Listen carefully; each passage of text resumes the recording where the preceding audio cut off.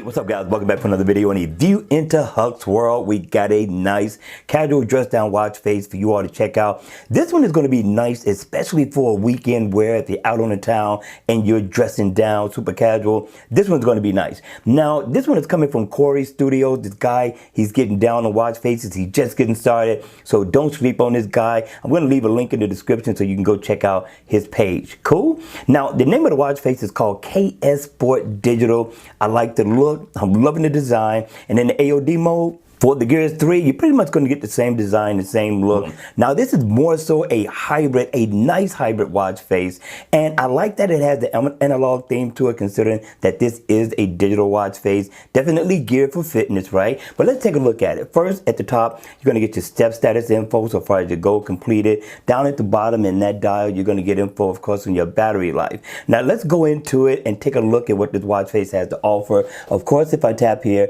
I can get my step status info.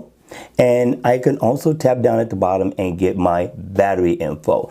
Now, if I want to get into my step status, check this out. Single tap, that's miles walked or ran, floors climbed. Over here, you're going to get calories burned. And right here, you're going to get your heart rate. Now, if I tap here, I can go into my, of course, settings, tweak my watch however I see fit. If I tap right here, I can get calories burned, my step information, coffee, water intake, heart rate, everything I need that's geared toward exercising, I can get right there. And here, I can get my heart rate information. So I thought this was definitely a good look by the developer. I thought he did an awesome job with this hybrid watch face. So again, do not sleep on this guy. And you can customize the color with a double tap on that side or this side. And you can cycle through a few different colors in all to help coordinate with whatever it is that you may have on for the day. And I thought it wasn't bad at all. Again, it's all up to you. Hit me in the comment section down below. Let me know your thoughts on this watch face.